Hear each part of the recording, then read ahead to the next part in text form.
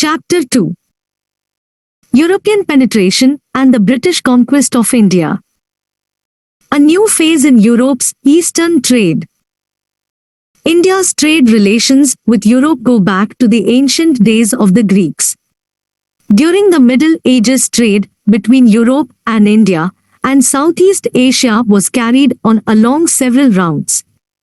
The Asian part of the trade was carried on mostly by Arab merchants and sailors, while the Mediterranean and European part was the virtual monopoly of the Italians.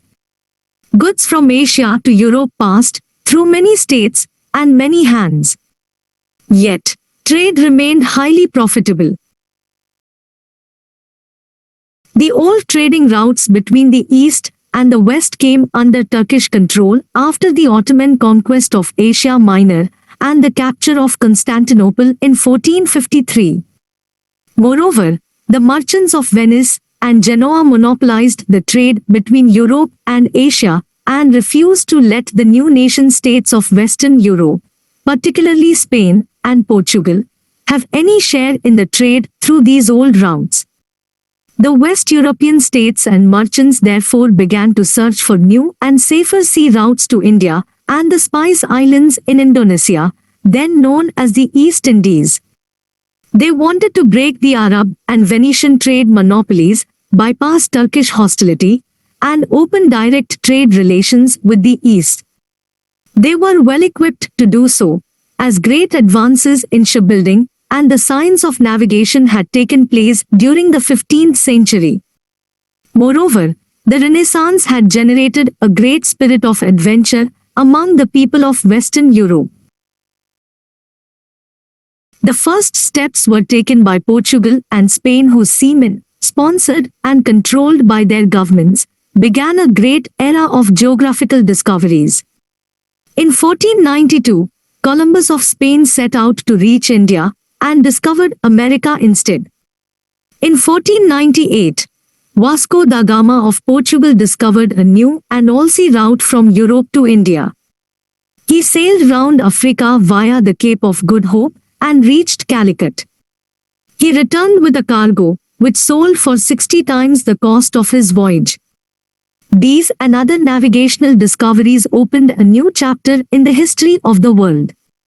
The 17th and 18th centuries were to witness an enormous increase in world trade. The vast new continent of America was opened to Europe, and relations between Europe and Asia were completely transformed. Another major source of early capital accumulation or enrichment for European countries was their penetration of Africa in the middle of the 15th century. In the beginning, the gold and ivory of Africa had attracted the foreigner. Very soon, however, trade with Africa centered around the slave trade. In the 16th century, this trade was a monopoly of Spain and Portugal. Later it was dominated by Dutch, French, and British merchants. Year after year, particularly after 1650, thousands of Africans were sold as slaves in the West Indies and in North and South America. The slave ships carried manufactured goods from Europe to Africa, exchanged them on the coast of Africa for African slaves, took these slaves across the Atlantic and exchanged them for the colonial produce of plantations or mines, and finally brought back and sold this produce in Europe. It was on the immense profits of this triangular trade that the commercial supremacy of England and France was to be based.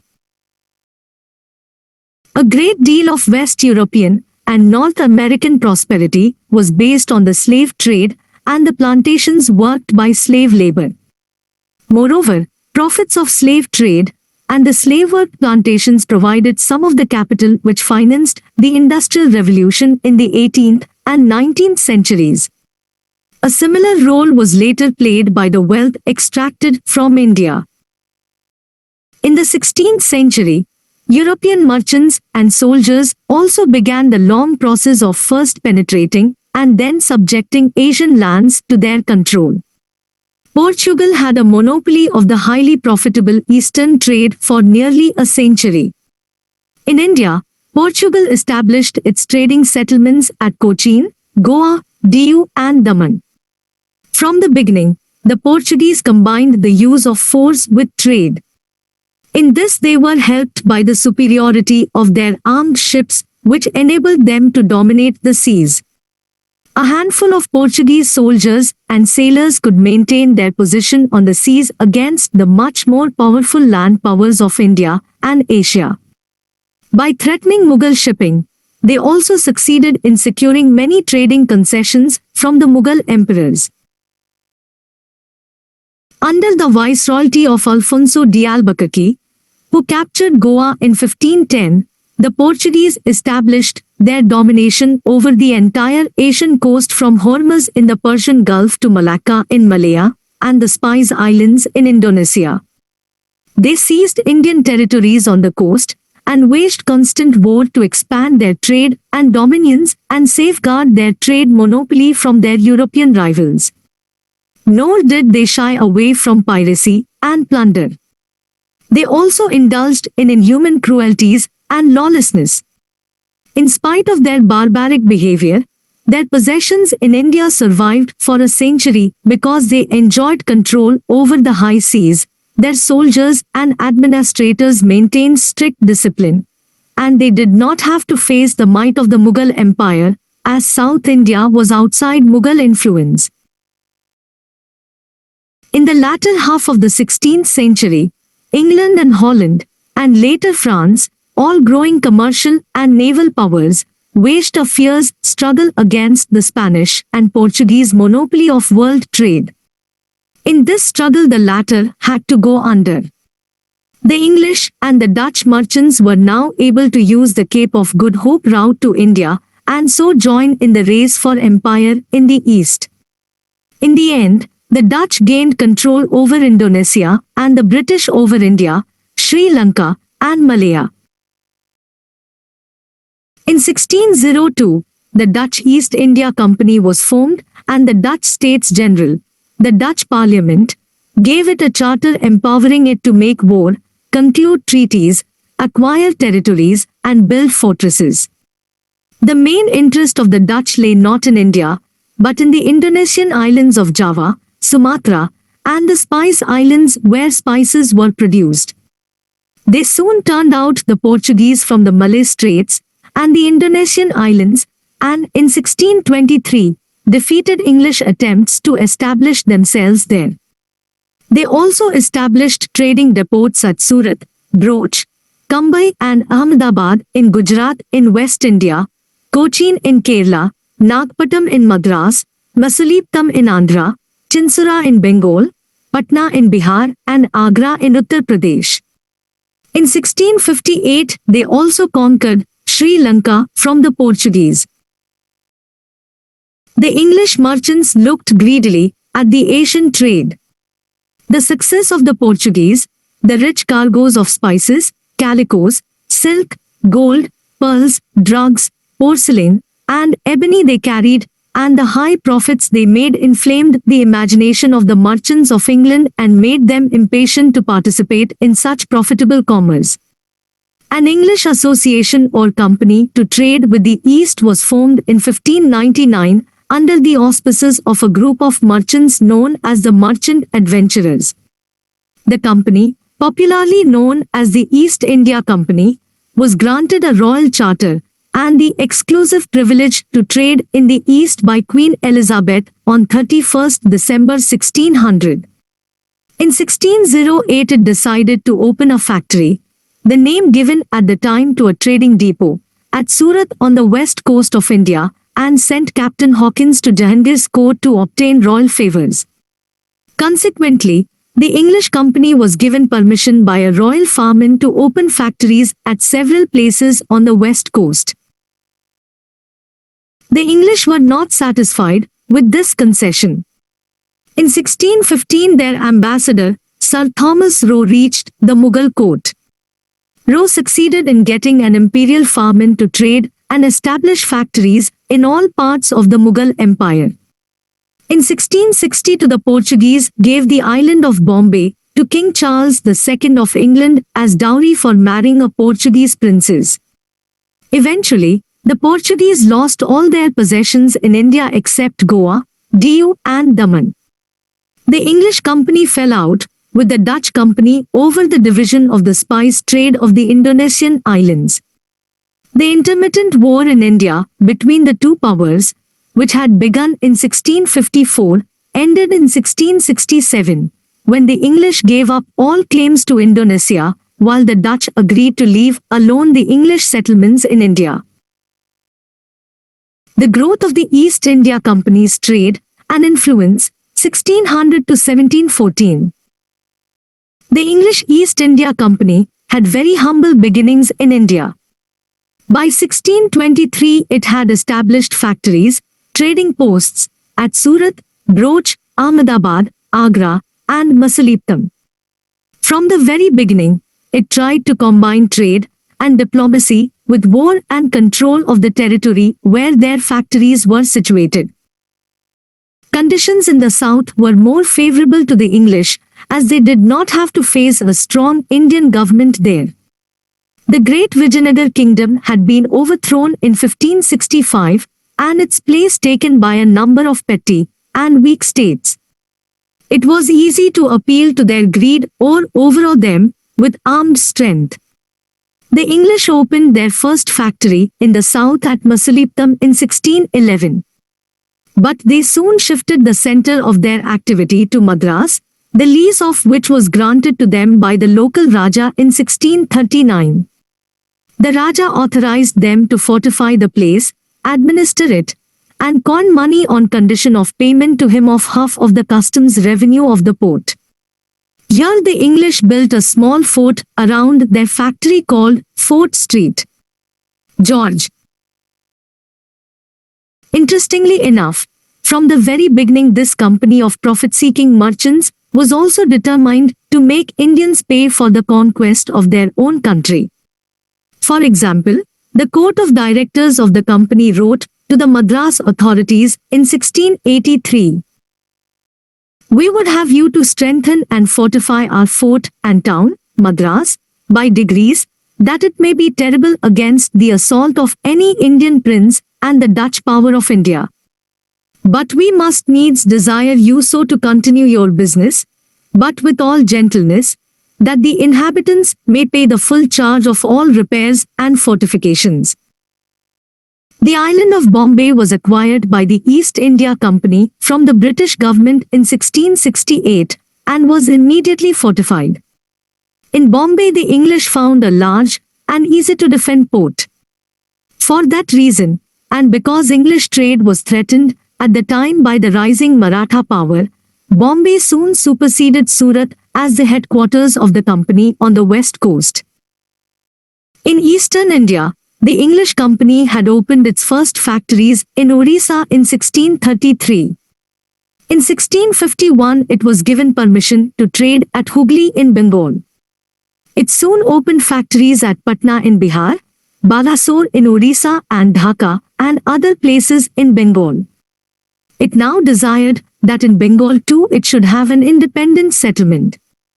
It dreamt of establishing political power in India, which would enable it to compel the Mughals to allow them a free hand in trade, to force Indians to sell cheap and buy dear, to keep the rival European traders out, and to make its trade independent of the policies of the Indian powers. Political power would also make it possible for it to appropriate Indian revenues and thus to conquer the country with its own resources. Such plans were explicitly put forward at the time. In 1687, the directors advised the governor of Madras to establish such a policy of civil and military power and create and secure such a large revenue to maintain both as may be the foundation of a large, well-grounded, secure English dominion in India for all time to come. In 1689 they declared, the increase of our revenue is the subject of our care, as much as our trade, 'tis that must maintain our force, when 20 accidents may interrupt our trade, 'tis that must make us a nation in India. Hostilities between the English and the Mughal emperor broke out in 1686 after the former had sacked Hooghly and declared war on the emperor. But the English had seriously misjudged the situation and underestimated Mughal strength. The Mughal Empire under Aurangzeb was even now more than a match for the petty forces of the East India Company. The war ended disastrously for them. They were driven out of their factories in Bengal and compelled to seek refuge in a fever-stricken island at the mouth of the Ganga. Their factories at Surat, Masileptam, and Vishakhapatnam were seized and their fort at Bombay besieged. Having discovered that they were not yet strong enough to fight the Mughal power, the English once again became humble petitioners and submitted that the ill crimes they have done may be pardoned. They expressed their willingness to trade under the protection of the Indian rulers. Obviously, they had learnt their lesson. Once again they relied on flattery and humble entreaties to get trading concessions from the Mughal emperor. The Mughal authorities readily pardoned the English folly, as they had no means of knowing that these harmless-looking foreign traders would one day pose a serious threat to the country.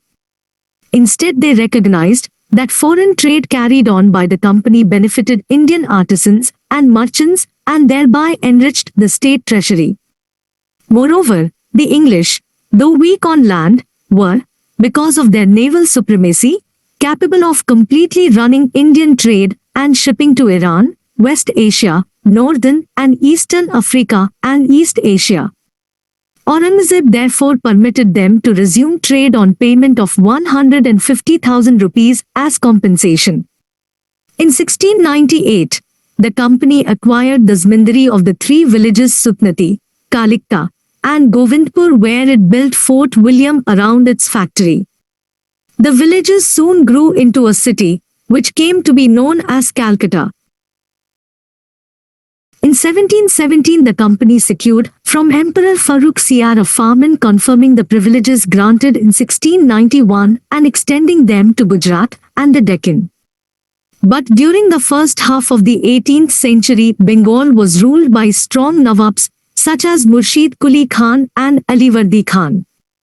They exercised strict control over the English traders and prevented them from misusing their privileges. Nor did they allow them to strengthen fortifications at Calcutta or to rule the city independently. Here the East India Company remained a mere zmindar of the Nawab. Even though the political ambitions of the company were frustrated, its commercial affairs flourished as never before.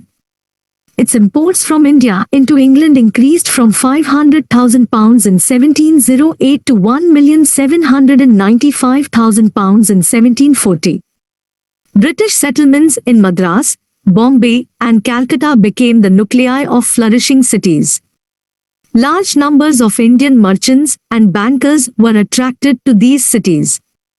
This was due partly to the new commercial opportunities available in these cities and partly to the unsettled conditions and insecurity outside them, caused by the breakup of the Mughal Empire. By the middle of the 18th century, the population of Madras had increased to 300,000, of Calcutta to 200,000 and of Bombay to 70,000. The Charter of 1600 granted the East India Company the exclusive privilege of trading east of the Cape of Good Hope for a period of 15 years. The company was a strictly closed corporation or a monopoly.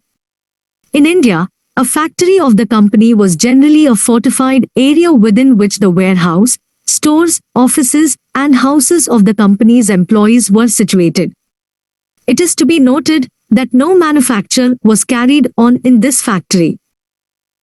The company's servants were paid very low salaries. Their real income, for which they were so keen to take service in India, came from the permission the company granted them to carry on private trade within the country, while trade between India and Europe was reserved for the company. The Anglo-French struggle in South India.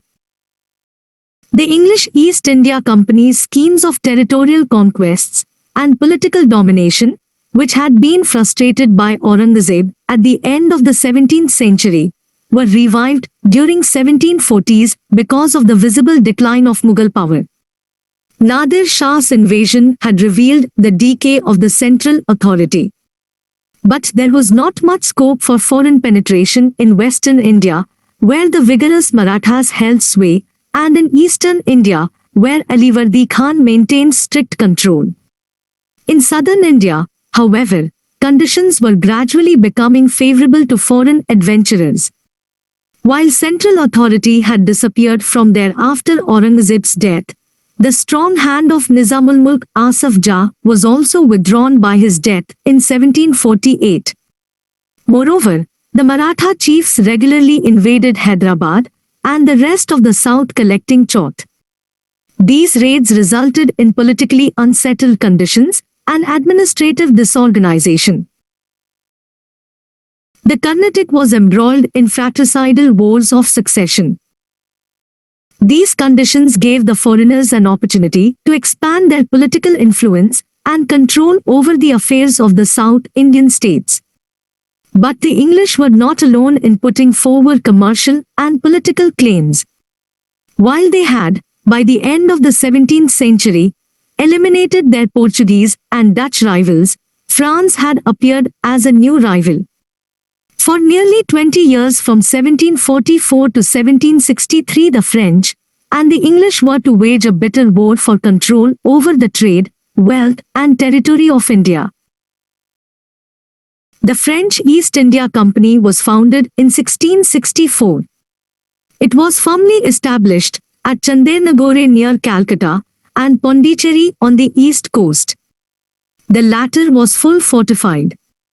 The French company had some other factories at several ports on the east and the west coasts.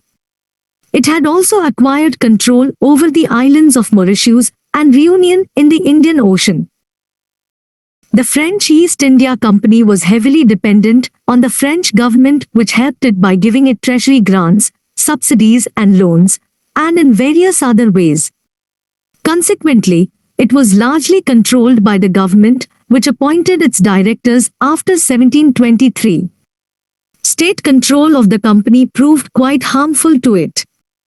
The French state of the time was autocratic, semi-feudal, and unpopular and suffered from corruption, inefficiency, and instability. Instead of being forward-looking, it was decadent, bound by tradition, and in general unsuited to the times. Control by such a state could not but be injurious to the interests of the company. In 1742, war broke out in Europe between France and England. The war in Europe between England and France soon spread to India, where the two East India companies clashed with each other. In 1748, the general war between England and France ended. Though war had ended, the rivalry in trade and over the possessions in India continued and had to be decided one way or the other. Dupleix, the French Governor-General at Pondicherry at this time, now evolved the strategy of using the well-disciplined, modern French army to intervene in the mutual quarrels of the Indian princes and, by supporting one against the other, securing monetary, commercial or territorial favors from the victor. Thus, he planned to use the resources and armies of the local Rajas, Nawabs, and chiefs to serve the interests of the French company and to expel the English from India. The only barrier to the success of this strategy could have been the refusal of Indian rulers to permit such foreign intervention. But the Indian rulers were guided not by patriotism, but by narrow-minded pursuit of personal ambition and gain. They had little hesitation in inviting the foreigners to help them settle accounts with their internal rivals. In 1748, a situation arose in the Carnatic and Hyderabad which gave full scope to Dupleix's talents for intrigue. In the Carnatic, Chanda Sahib began to conspire against Nawab Anwaruddin, while in Hyderabad the death of Asaf Jah, Nizamul-Mulk, was followed by civil war between his son Nasir Jan and his grandson Muzaffar Jan. Dupleix seized this opportunity and concluded a secret treaty with Chanda Sahib and Muzaffar Jang to help them with his well-trained French and Indian forces. In 1749, the three allies defeated and killed Anwaruddin in a battle at Ambur. The Tatar's son, Muhammad Ali, fled to Trichinopoli. The rest of the Carnatic passed under the dominion of Chanda Sahib, who rewarded the French with a grant of 80 villages around Pondicherry. In Hyderabad too, the French were successful. Nasir Jang was killed, and Muzaffar Jang became the Nizam or Viceroy of the Deccan. The new Nizam rewarded the French company by giving it territories near Pondicherry as well as the famous town of Masulitam. He gave a sum of 500,000 rupees to the company and another 500,000 rupees to its troops. Dupleix received 2 million rupees and a jagir worth 100,000 rupees a year. Moreover, he was made honorary governor of Mughal dominions on the east coast from the river Krishna to Kanyakumari. Dupleix stationed his best officer, Bassi, at Hyderabad with a French army. While the ostensible purpose of this arrangement was to protect the Nizam from enemies, it was really aimed at maintaining French influence at his court. While Muzaffar Jang was marching towards his capital, he was accidentally killed. Bassi immediately raised Salabat Jang, the third son of Nizamul Mulk, to the throne. In return, the new Nizam granted the French the area in Andhra known as the Northern Sarkars, consisting of the 4 districts of Muzaffarnagar, Elore, Rajmundry and Chikkoli. The French power in South India was now at its height. Dupleix's plans had succeeded beyond his dreams. The French had started out by trying to win Indian states as friends. They had ended by making them clients or satellites. But the English had not been silent spectators of their rivals' successes. To offset French influence and to increase their own, they had been intriguing with Nasir Jang and Muhammad Ali. In 1750, they decided to throw their entire strength behind Muhammad Ali. Robert Clive, a young clerk in the company's service, proposed that French pressure on Muhammad Ali, besieged at Trichinopoli, could be released by attacking Arcot, the capital of the Carnatic. The proposal was accepted and Clive assaulted and occupied Arcot with only 200 English and 300 Indian soldiers. As expected, Chanda Sahib and the French were compelled to raise the siege of Trichinopoli. The French forces were repeatedly defeated. Chanda Sahib was soon captured and killed. The French fortunes were now at an ebb as their army and its generals had proved unequal to their English counterparts.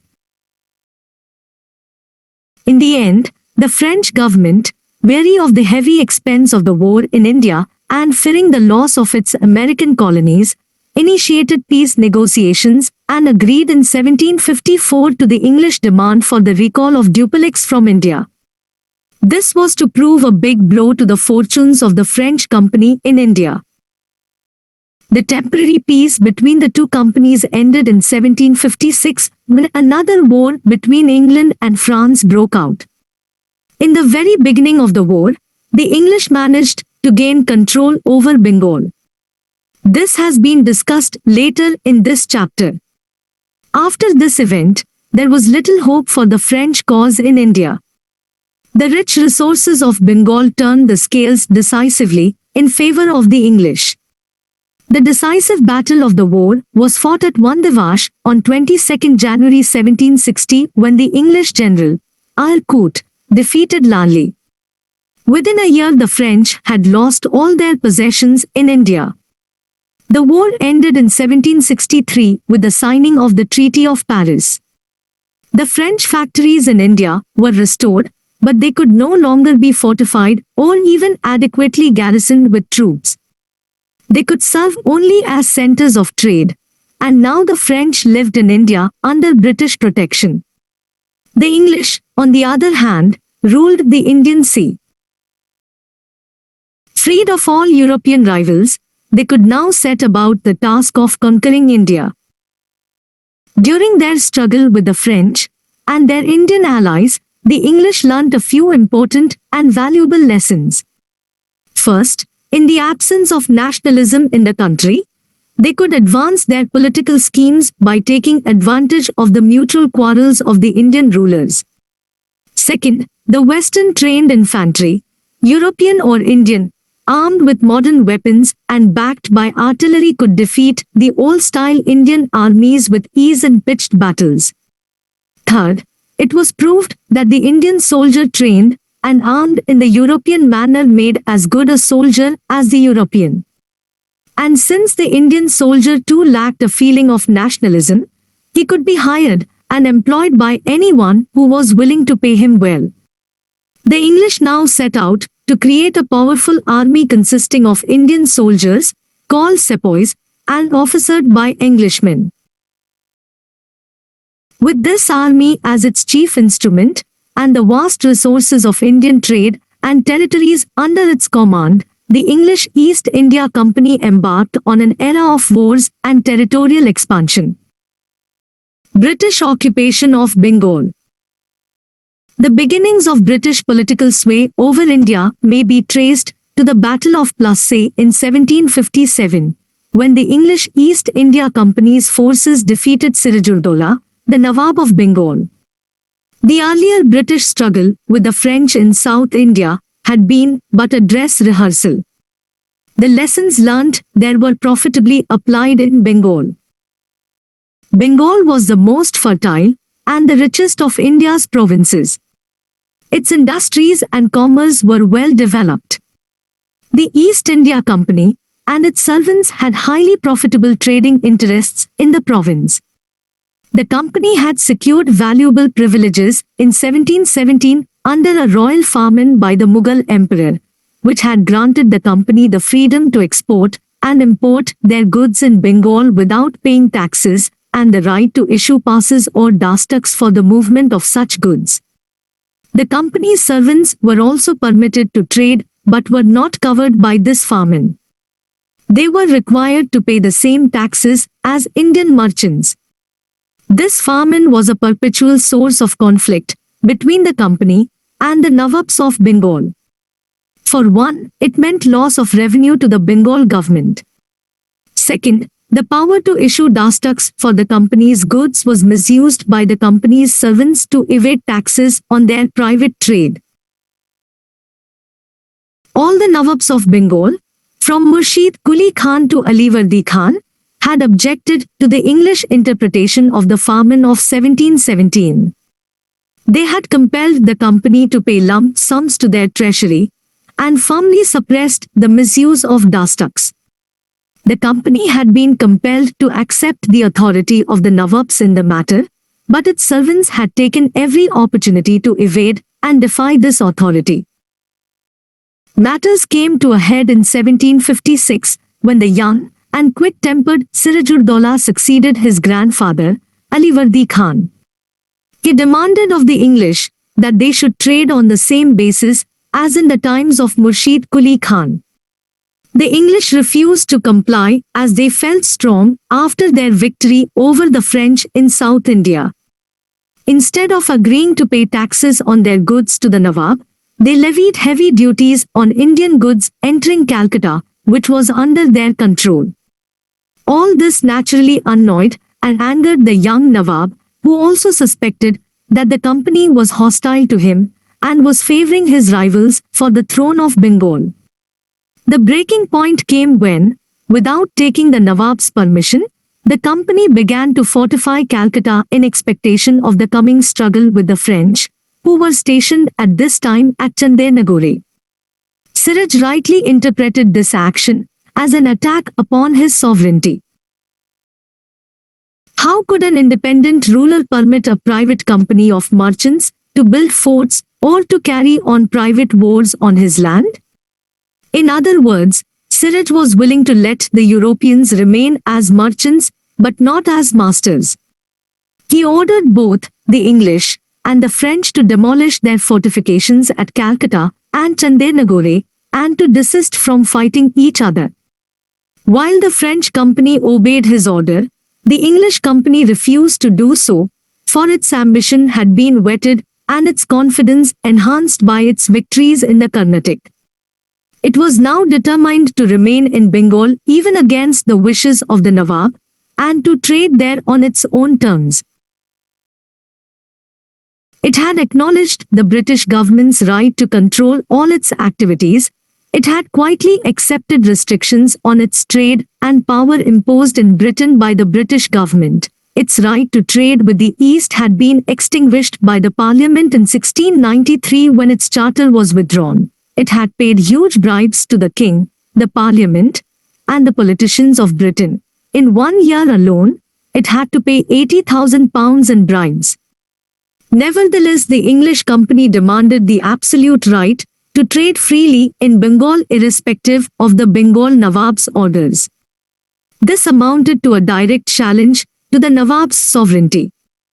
No ruler could possibly accept this position. Sirajud-Daulah had the statesmanship to see the long-term implications of the English designs. He decided to make them obey the laws of the land. Acting with great energy, but with undue haste and inadequate preparation, Sirajud-Daulah seized the English factory at Kasimbajar, marched on to Calcutta, and occupied Fort William on 20th June 1756. He then retired from Calcutta to celebrate his easy victory, letting the English escape with their ships. This was a mistake, for he had underestimated the strength of his enemy. The English officials took refuge at Fulta near the sea, protected by their naval superiority. Here they waited for aid from Madras and, in meantime, organized a web of intrigue and treachery with the leading men of the Nawab's court. Chief among these were Mir Jafar, the Mir Bakshi, Manik Chand, the officer in charge of Calcutta, Amit Chand, a rich merchant, Jagat Sath, the biggest banker of Bengal, and Khadim Khan, who commanded a large number of the Nawab's troops. From Madras came a strong naval and military force under Admiral Watson and Colonel Clive. Clive reconquered Calcutta in the beginning of 1757 and compelled the Nawab to concede all the demands of the English. The English, however, were not satisfied. They were aiming high. They had decided to instill a more pliant tool in Sirajud-Daulah's place. Having joined a conspiracy organized by the enemies of the young Nawab to place Mir Jafar on the throne of Bengal, they presented the youthful Nawab with an impossible set of demands. Both sides realized that a war to the finish would have to be fought between them. They met for battle on the field of Plassey, about 30 kilometers from Murshidabad, on 23rd June 1757. The fateful Battle of Plassey was a battle only in name. In all, the English lost 29 men, while the Nawab lost nearly 500. The major part of the Nawab's army, led by the traitors Mir Jafar and Rai Durlab, took no part in the fighting. Only a small group of the Nawab's soldiers led by Mir Madan and Mohan Lal fought bravely and well. The Nawab was forced to flee and was captured and put to death by Mir Jafar's son Miran. The Battle of Plassey was followed, in the words of the Bengali poet Nabin Chandra Sen, by a night of eternal gloom for India. The English proclaimed Mir Jafar the Nawab of Bengal and set out to gather the reward. The company was granted undisputed right to free trade in Bengal, Bihar and Orissa. It also received the Zmindari of the 24 Parganas near Calcutta. Mir Jafar paid a sum of 17,700,000 rupees as compensation for the attack on Calcutta to the company and the traders of the city. In addition, he paid large sums as gifts or bribes to the high officials of the company. Clive, for example, received over 2 million rupees, what's over 1 million. Clive later estimated that the company and its servants had collected more than 30 million rupees from the puppet Nawab. It was also understood that British merchants and officials would no longer be asked to pay any taxes on their private trade. The Battle of Plassey was of immense historical importance. It paved the way for the British mastery of Bengal and eventually of the whole of India. It boosted British prestige and at a single stroke raised them to the status of a major contender for the Indian Empire. The rich revenues of Bengal enabled them to organize a strong army and meet the cost of the conquest of the rest of the country. Control over Bengal played a decisive role in the Anglo-French struggle. Lastly, the victory of Plassey enabled the company and its servants to amass untold wealth at the cost of the helpless people of Bengal. As British historians Edward Thompson and G.T. Garrett have remarked, to engineer a revolution had been revealed as the most paying game in the world. A gold lust unequaled since the hysteria that took hold of the Spaniards of courts and Pizarro's age filled the English mind. Bengal in particular was not to know peace again until it had been bled white. Even though Mir Jafar owed his position to the company, he soon repented the bargain he had struck. His treasury was quickly emptied by the demands of the company's officials for presents and bribes, the lead in the matter being given by Clive himself. As Colonel Malleson has put it, the single aim of the company's officials was to grasp all they could, to use Mir Jafar as a golden sack into which they could dip their hands at pleasure.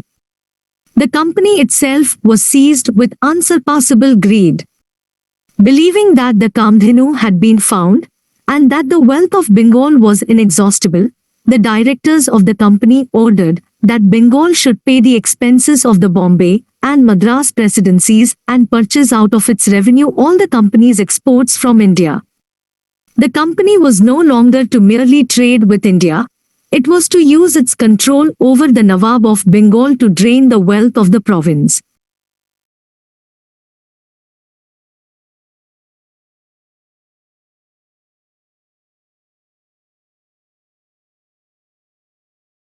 Mir Jafar soon discovered that it was impossible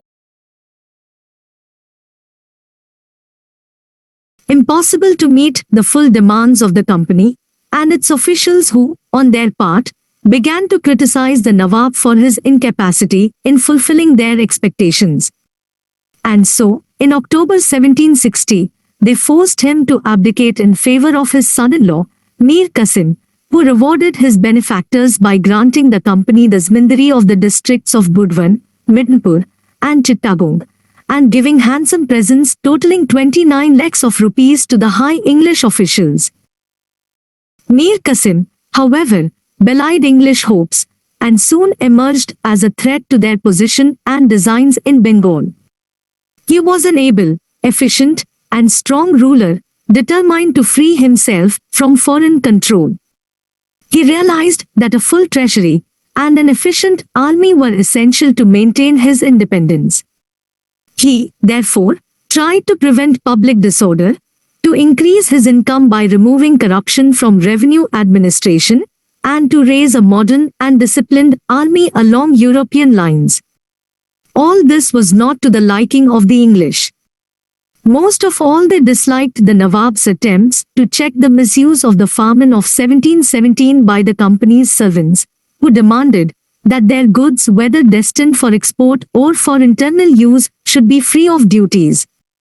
This injured the Indian merchants, as they had to pay taxes from which the foreigners got complete exemption. Moreover, the company's servants illegally sold the dastaks or free passes to friendly Indian merchants who were thereby able to evade the internal customs duties. These abuses ruined the honest Indian traders through unfair competition and deprived the Nawab of a very important source of revenue. In addition to this, the company and its servants forced the Indian officials and zamindars to give them presents and bribes. They compelled the Indian artisans, peasants and merchants to sell their goods cheap but by dear from them. People who refused were often flogged or imprisoned. These years have been described by a recent British historian, Percival Spear, as the period of open and unashamed plunder. In fact, the prosperity for which Bengal was renowned was being gradually destroyed. Mir Qasim realized that if these abuses continued, he could never hope to make Bengal strong or free himself of the company's control. He, therefore, took the drastic step of abolishing all duties on internal trade, thus giving his own subjects a concession that the English had seized by force. But the alien merchants were not willing to tolerate equality between themselves and Indians. They demanded the reimposition of duties on Indian traders. The battle was about to begin again. The truth of the matter was that there could not exist two masters in Bengal. While Mir Qasim believed that he was an independent ruler, the English demanded that he should act as a mere tool in their hands, for had they not put him in power? Mir Qasim was defeated in a series of battles in 1763 and fled to Awadh, where he formed an alliance with Shuja-ud-Dawla, the Nawab of Awadh, and Shah Alam II, the fugitive Mughal emperor. The three allies clashed with the company's army at Buxar on 22 October 1764 and were thoroughly defeated. This was one of the most decisive battles of Indian history, for it demonstrated the superiority of English arms over the combined army of two of the major Indian powers. It firmly established the British as masters of Bengal, Bihar and Orissa and placed Awadh at their mercy. Clive, who had returned to Bengal in 1765 as its governor, decided to seize the chance of power in Bengal and to gradually transfer the authority of government from the Nawab to the company. In 1763, the British had restored Mir Jafar as Nawab and collected huge sums for the company and its high officials. On Mir Jafar's death, they placed his second son Nizam-ud-Dawla on the throne and as a reward to themselves made him sign a new treaty on 20th February 1765. By this treaty, the Nawab was to disband most of his army and to administer Bengal through a deputy Subhadar who was to be nominated by the company and who could not be dismissed without its approval. The company thus gained supreme control over the administration, or Nijamat, of Bengal. The members of the Bengal Council of the company once again extracted nearly 15 lakhs of rupees from the new Nawab. From Shah Alam II, who was still the titular head of the Mughal Empire, the company secured the Diwani, or the right to collect revenue of Bihar, Bengal and Orissa. Thus, its control over Bengal was legalized, and the revenues of this most prosperous of Indian provinces placed at its command. In return, the company gave him a subsidy of 26 lakhs of rupees and secured for him the districts of Kora and Allahabad. The emperor resided in the fort of Allahabad for 6 years as a virtual prisoner of the English. The Nawab of Awadh, Shuja-ud-Dawla, was made to pay a war indemnity of 5 million rupees to the company. Moreover, the two signed an alliance by which the company promised to support the Nawab against an outside attack provided he paid for the services of the troops sent to his aid. This alliance made the Nawab a dependent of the company. Dual system of administration of Bengal. The East India Company became the real master of Bengal at least from 1765. Its army was in sole control of its defense, and the supreme political power was in its hands. The Nawab depended for his internal and external security on the British. As the Diwan, the company directly collected its revenues, while through the right to nominate the deputy Subhadar, it controlled the Nijamat or the police and judicial powers. This arrangement is known in history as the dual or double government. It held a great advantage for the British. They had power without responsibility. The Nawab and his officials had the responsibility of administration, but not the power to discharge it. The weaknesses of the government could be blamed on the Indians, while its fruits were gathered by the British. The consequences for the people of Bengal were disastrous. Neither the company nor the Nawab cared for their welfare. The company's servants now had the whole of Bengal to themselves, and their oppression of the people increased greatly. We can quote Clive himself. I shall only say that such a scene of anarchy, confusion, bribery, corruption, and extortion was never seen or heard of in any country but Bengal, nor such and so many fortunes acquired in so unjust and rapacious a manner. The three provinces of Bengal, Bihar, and Orissa, producing a clear revenue of £3 millions sterling, have been under the absolute management of the company's servants ever since Mir Jafar's restoration to the Subhashid, and they have, both civil and military, exacted and levied contributions from every man of power and consequence, from the Nawab down to the lowest Zmindar. The company's authorities on their part set out to gather the rich harvest and drain Bengal of its wealth. They stopped sending money from England to purchase Indian goods. Instead, they purchased these goods from the revenues of Bengal and sold them abroad. These were known as the company's investment and formed a part of its profits. On top of all this, the British government wanted its share of the rich prize, and in 1767, ordered the company to pay it £400,000 per year. In the years 1766, 1767, and 1768 alone, nearly £5.7 million were drained from Bengal. The abuses of the dual government and the drain of wealth led to the impoverishment and exhaustion of that unlucky province. In 1770, Bengal suffered from a famine, which in its effects proved one of the most terrible famines known in human history. People died in lakhs, and nearly one-third of Bengal's population fell victim to its ravages. Though the famine was due to failure of the rains, its effects were heightened by the company's policies. Wars under Warren Hastings, 1772-85, and Cornwallis, 1786-93. The East India Company had by 1770 to become an important Indian power, and its directors in England and its officials in India set out to consolidate their control over Bengal before beginning a new round of conquests. However, their habit of interfering in the internal affairs of the Indian states and their lust for territory and money soon involved them in a series of wars. In 1766 they joined the Nizam of Hyderabad in attacking Hyder Ali of Mysore. But Hyder Ali forced the Madras Council to sign a peace treaty on his terms. Then, in 1775, the English clashed with the Marathas. An intense struggle for power was taking place at that time among the Marathas between the supporters of the infant Peshwa Madhav Rao II, led by Nana Farnese, and Raghunath Rao.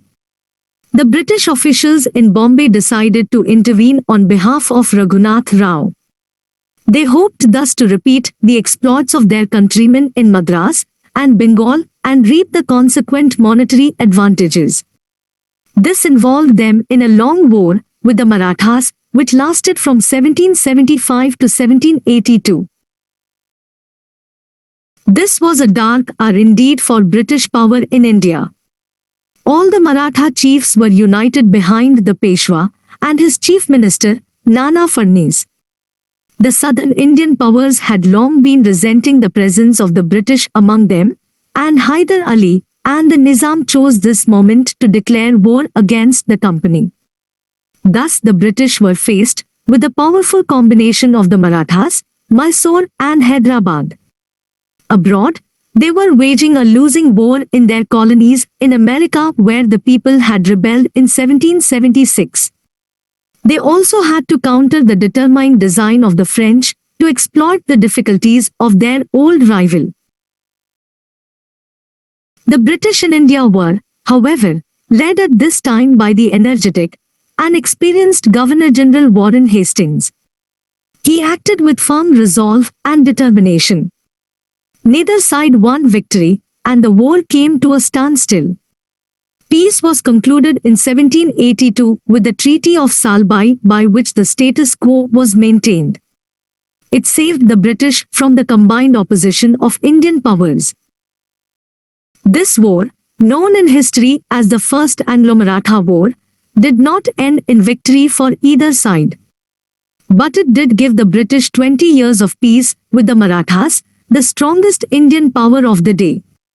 The British utilized this period to consolidate their rule over the Bengal Presidency, while the Maratha chiefs frittered away their energy in bitter mutual squabbles.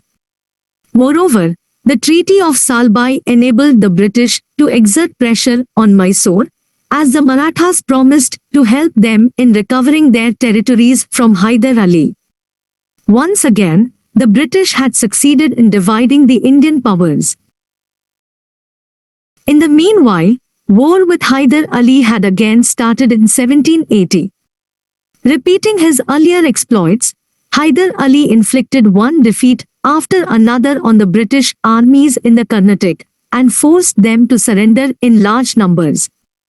He soon occupied almost the whole of the Carnatic. But once again British arms and diplomacy saved the day. Warren Hastings bribed the Nizam with the cession of Guntur district and gained his withdrawal from the anti-British alliance.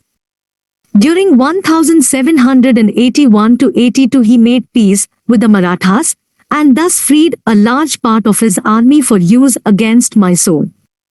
In July 1781 the British army under Ayar Kut defeated Hyder Ali at Porto Novo and saved Madras.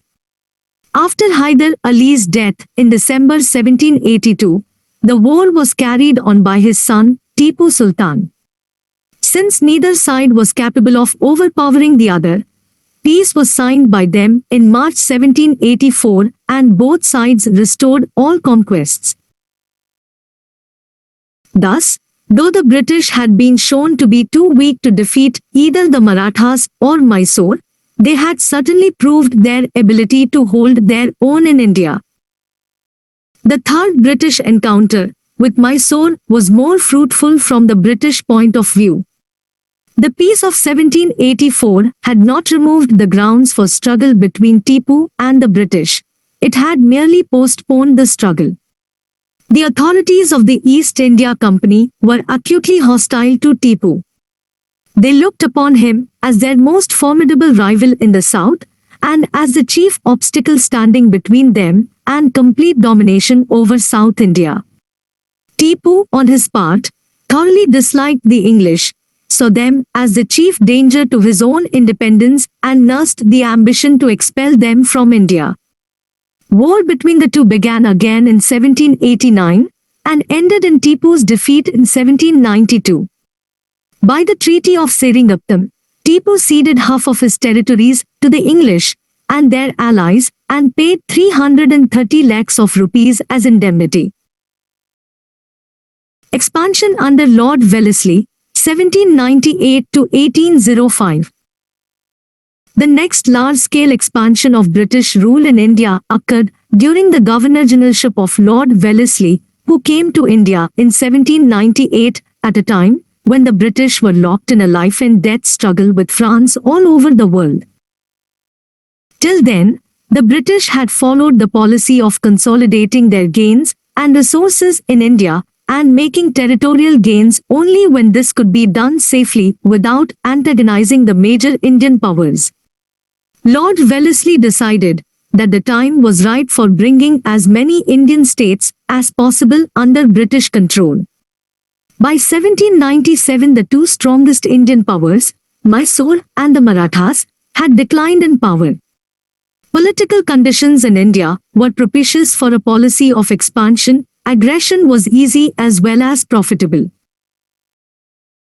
To achieve his political aims, Wellesley relied on three methods: the system of subsidiary alliances, outright war, and the assumption of the territories of previously subordinated rulers. While the practice of helping an Indian ruler with a paid British force was quite old, it was given definite shape by Wellesley, who used it to subordinate the Indian states to the paramount authority of the company. Under his subsidiary alliance system, the ruler of the allying Indian state was compelled to accept the permanent stationing of a British force within his territory and to pay a subsidy for its maintenance. All this was done allegedly for his protection but was, in fact, a form through which the Indian ruler paid tribute to the company. Sometimes the ruler ceded part of his territory instead of paying annual subsidy.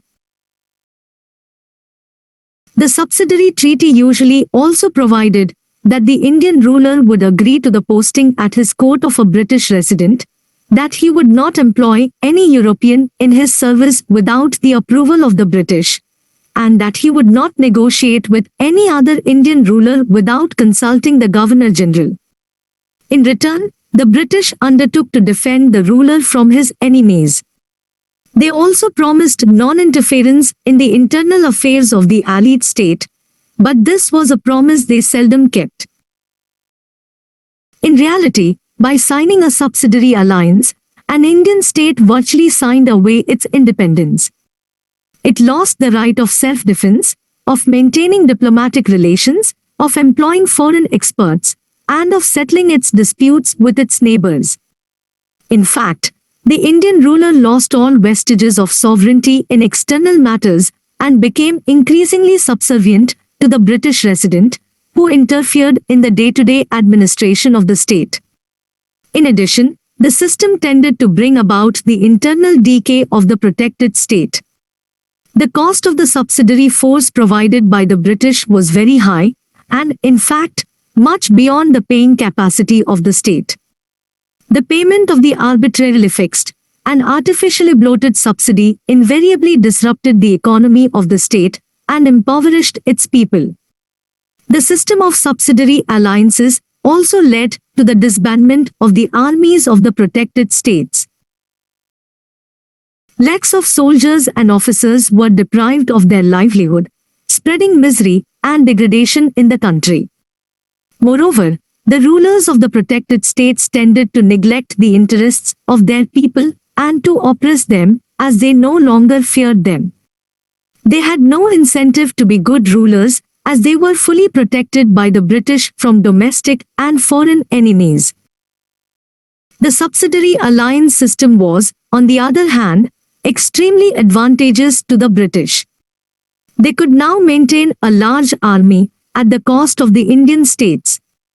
This enabled them to fight wars far away from their own territories, since any war would occur in the territories either of the British ally or of the British enemy.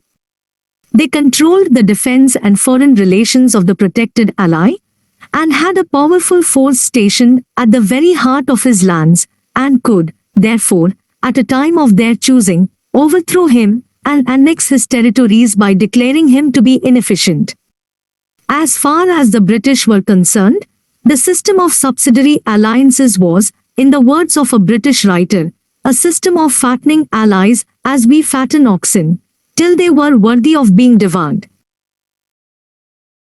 Lord Wellesley signed his subsidiary treaties with the Nizam of Hyderabad in 1798 and 1800. In lieu of cash payment for the subsidiary forces, the Nizam ceded part of his territories to the company. The Nawab of Awadh was forced to sign a subsidiary treaty in 1801. In return for a larger subsidiary force, the Nawab was made to surrender to the British nearly half of his kingdom, consisting of Rohilkhand and the territory lying between the Ganga and the Jamuna. His own army was virtually disbanded, and the British had the right to station their troops in any part of his state. Wellesley dealt with Mysore, Karnataka, Tanjore and Surat even more sternly. Tipu of Mysore would, of course, never agree to a subsidiary treaty. On the contrary, he was not reconciled to the loss of half of his territory in 1792. He worked incessantly to strengthen his forces for the inevitable struggle with the British, He entered into negotiations for an alliance with revolutionary France. He sent missions to Afghanistan, Arabia, and Turkey to forge an anti-British alliance. The British army attacked and defeated Tipu in a brief but fierce war in 1799, before French help could reach him. Tipu still refused to beg for peace on humiliating terms. He proudly declared that it was better to die like a soldier than to live a miserable dependent on the infidels in the list of their pensioned Rajas and Nabobs. He met a hero's end on 4th May 1799 while defending his capital Seringapatam. His army remained loyal to him to the very end. Nearly half of Tipu's dominions were divided between the British and their ally, the Nizam. The reduced kingdom of Mysore was restored to the descendants of the original Rajas from whom Hyder Ali had seized power. A special treaty of subsidiary alliance was imposed on the new Raja by which the Governor-General was authorized to take over the administration of the state in case of necessity. Mysore was, in fact, made a complete dependency of the company. In 1801, Lord Wellesley forced a new treaty upon the puppet Nawab of Carnatic, compelling him to cede his kingdom to the company in return for a pension. The Madras Presidency as it existed till 1947 was now created by attaching the Carnatic to territories seized from Mysore, including the Malabar. Similarly, the territories of the rulers of Tanjore and Surat were taken over and their rulers pensioned off. The Marathas were the only major Indian power left outside the sphere of British control. Wellesley now turned his attention towards them and began aggressive interference in their internal affairs. The Maratha Empire at this time consisted of a confederacy of 5 big chiefs, namely, the Peshwa at Pune, the Gaikwad at Baroda, the Scindia at Gwalior, the Holkar at Indore and the Bhonsle at Nagpur, the Peshwa being the nominal head of the confederacy. But all of them were engaged in bitter fratricidal strife, blind to the real danger from the rapidly advancing foreigner. Wellesley had repeatedly offered a subsidiary alliance to the Peshwa and Scindia. But the far-sighted Nana Farnese had refused to fall into the trap. However, when on 25th October 1802, the day of the great festival of Diwali, Holkar defeated the combined armies of the Peshwa and Scindia, the cowardly Peshwa Baji Rao rushed into the arms of the English, and on the fateful last day of 1802 signed the subsidiary treaty at Bassein. The victory had been a little too easy, and Wellesley was wrong in one respect. The proud Maratha chiefs would not surrender their great tradition of independence without a struggle. But even in this moment of their peril they would not unite against their common enemy. When Scindia and Bhonsle fought the British, Holkar stood on the sidelines and Gaikwad gave help to the British. When Holkar took up arms, Bhonsle and Scindia nursed their wounds. In the south, the British armies led by Arthur Wellesley defeated the combined armies of Scindia and Bhonsle at Asai in September 1803 and at Argao in November. In the north, Lord Lake routed Scindia's army at Laswari on the 1st of November and occupied Aligarh, Delhi and Agra. Once again the blind Emperor of India became a pensioner of the company. The Maratha allies had to sue for peace. Both Scindia and Bhonsle became subsidiary allies of the company. They ceded part of their territories to the British, admitted British residents to their courts and promised not to employ any Europeans without British approval. The British gained complete control over the Orissa coast and the territories between the Ganga and the Jamuna. The Peshwa became a disgruntled puppet in their hands. Wellesley now turned his attention towards Holkar. But Yeshwant Rao Holkar proved more than a match for the British and fought British armies to a standstill. Holkar's ally, the Raja of Bharatpur, inflicted heavy losses on Lake, who unsuccessfully attempted to stone his fort. Moreover, overcoming his age-old antagonism to the Holkar family, Scindia began to think of joining hands with Holkar. On the other hand, the shareholders of the East India Company discovered that the policy of expansion through war was proving costly and was reducing their profits. The company's debt had increased from £17 million in 1797 to £31 million in 1806.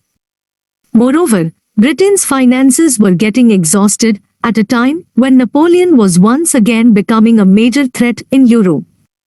British statesmen and the directors of the company felt that time had come to check further expansion, to put an end to ruinous expenditure, and to digest and consolidate Britain's recent gains in India.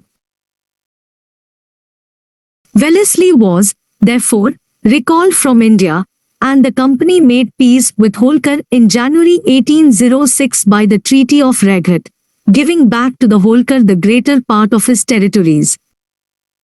Wellesley's expansionist policy had been checked near the end.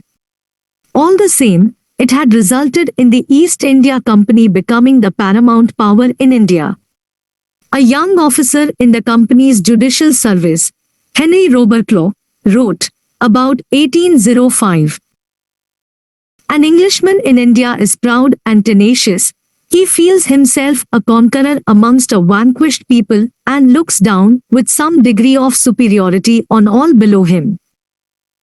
Expansion under Lord Hastings, 1813 to 22. The Second Anglo-Maratha War had shattered the power of the Maratha chiefs, but not their spirit. They made a desperate last attempt to regain their independence and old prestige in 1817.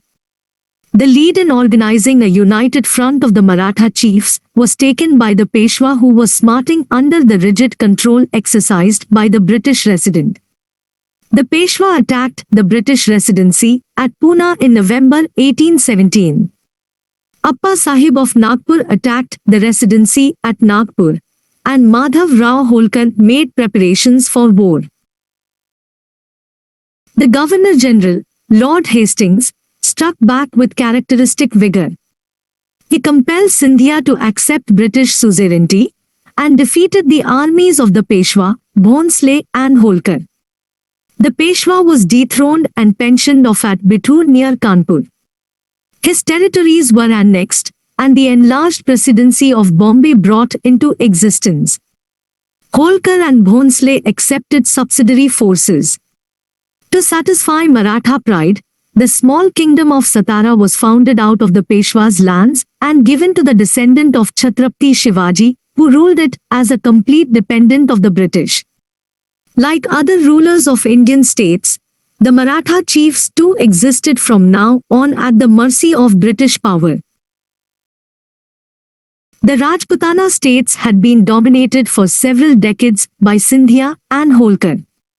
After the downfall of the Marathas, they lacked the energy to reassert their independence and readily accepted British supremacy. Thus, by 1818, the entire Indian subcontinent excepting the Punjab and Sindh had been brought under British control. Part of it was ruled directly by the British, and the rest by a host of Indian rulers over whom the British exercised paramount power. These states had virtually no armed forces of their own, nor did they have any independent foreign relations. They paid heavily for the British forces stationed in their territories to control them.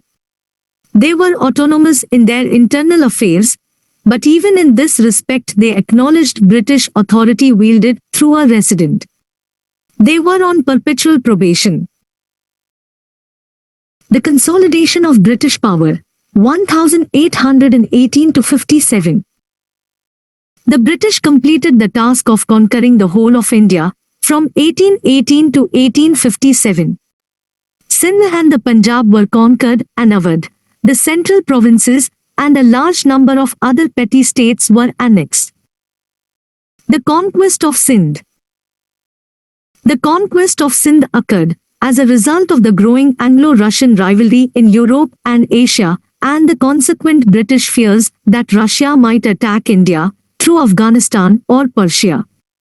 To counter Russia, the British government decided to increase its influence in Afghanistan and Persia. It further felt that this policy could be successfully pursued only if Sindh was brought under British control. The commercial possibilities of the river Sindh were an additional attraction. The roads and rivers of Sindh were opened to British trade by a treaty in 1832. The chiefs of Sindh, known as Amirs, were made to sign a subsidiary treaty in 1839. And finally, in spite of previous assurances that its territorial integrity would be respected, Sindh was annexed in 1843 after a brief campaign by Sir Charles Napier, who had earlier written in his diary, "We have no right to seize Sindh, yet we shall do so, and a very advantageous, useful human piece of rascality it will be." He received 7 lakhs of rupees as prize money for accomplishing the task. The conquest of the Punjab. The death of Maharaja Ranjit Singh in June 1839 was followed by political instability and rapid changes of government in the Punjab. Selfish and corrupt leaders came to the front. Ultimately, power fell into the hands of the brave and patriotic but utterly indisciplined army. This led the British to look greedily across the Sutlej upon the land of the 5 rivers, even though they had signed a treaty of perpetual friendship with Ranjit Singh in 1809. The Punjab army let itself be provoked by the warlike actions of the British and their intrigues with the corrupt chiefs of the Punjab. In the autumn of 1845, news reached Punjab that boats designed to form bridges had been dispatched from Bombay to Ferozpur on the Sutlej. Barracks for additional troops were built in the forward area, and additional regiments began to be dispatched to the frontier with the Punjab. The Punjab army, now convinced that the British were determined to occupy the Punjab, took countermeasures. When it heard in December that Lord Gow, the commander-in-chief, and Lord Hardigay, the governor-general, were marching towards Ferozpur, it decided to strike. War between the two was thus declared on 13th December 1845. The danger from the foreigner immediately united the Hindus, the Muslims, and the Sikhs. The Punjab army fought heroically and with exemplary courage. But some of its leaders had already turned traitors. The Prime Minister, Raja Lal Singh, and the Commander-in-Chief, Mr. Tej Singh, were secretly corresponding with the enemy. The Punjab army was forced to concede defeat and to sign the humiliating Treaty of Lahore on 8 March 1846. The British annexed the Jalandhar Doab and handed over Jammu and Kashmir to Raja Gulab Singh Dogra for a cash payment of 5 million rupees. The Punjab army was reduced to 20,000 infantry and 12,000 cavalry, and a strong British force was stationed at Lahore. Later, on 16 December 1846, another treaty was signed giving the British resident at Lahore full authority over all matters in every department of the state. Moreover, the British were permitted to station their troops in any part of the state. From now on, the British resident became the real ruler of the Punjab, which lost its independence and became a vassal state. But the aggressively imperialist sections of British officialdom in India were still unsatisfied, for they wanted to impose direct British rule over the Punjab. Their opportunity came in 1848 when the freedom-loving Punjabis rose up in numerous local revolts. 2 of the prominent revolts were led by Moorraj at Multan and Chattar Singh at Tariwala near Lahore. The Punjabis were once again decisively defeated. Lord Dalhousie seized this opportunity to annex the Punjab. Thus, the last independent state of India was absorbed in the British Empire of India. Dalhousie and the Policy of Annexation, 1848 to 56. Lord Dalhousie came out to India as the Governor-General in 1848. He was from the beginning determined to extend direct British rule over as large an area as possible. He had declared that the extinction of all native states of India is just a question of time. The underlying motive of this policy was the expansion of British exports to India. Dalhousie, like other aggressive imperialists, believed that British exports to the native states of India were suffering because of the maladministration of these states by their Indian rulers. Moreover, they thought that their Indian allies had already served the purpose of facilitating British conquest of India and could now be got rid of profitably. The chief instrument through which Lord Dalhousie implemented his policy of annexation was the doctrine of lapse. Under this doctrine, when the ruler of a protected state died without a natural heir, his state was not to pass to an adopted heir as sanctioned by the age-old tradition of the country. Instead, it was to be annexed to British India, unless the adoption had been clearly approved earlier by the British authorities. Many states, including Satara in 1848 and Nagpur and Jhansi in 1854, were annexed by applying this doctrine. Dalhousie also refused to recognize the titles of many ex-rulers or pay their pensions.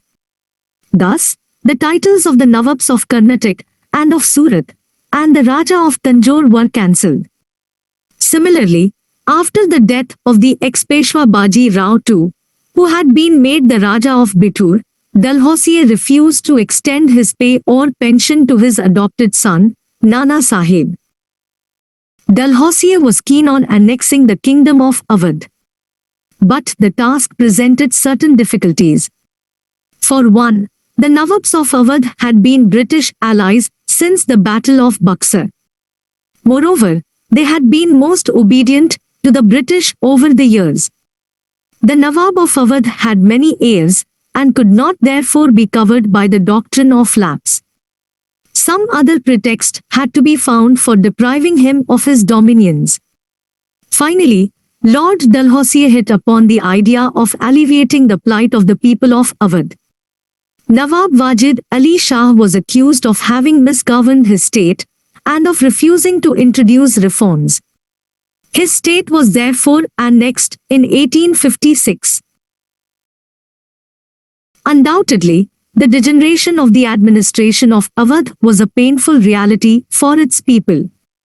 The Nawabs of Awadh, like other princes of the day, were selfish rulers absorbed in self-indulgence who cared little for good administration or for the welfare of the people. But the responsibility for this state of affairs was in part that of the British, who had, at least since 1801, controlled and indirectly governed Awadh. In reality, it was the immense potential of Awadh as a market for Manchester goods which excited Dalhousie's greed and aroused his philanthropic feelings. And for similar reasons, to satisfy Britain's growing demand for raw cotton, Dalhousie took away the cotton-producing province of Berar from the Nizam in 1853. It needs to be clearly understood that the question of the maintenance or annexation of native states was of no great relevance at this time. In fact, there were no Indian states in existence at that time. The protected native states were as much a part of the British Empire as the territories ruled directly by the company. If the form of British control over some of these states was changed, it was to suit British convenience. The interests of their people had little to do with the change.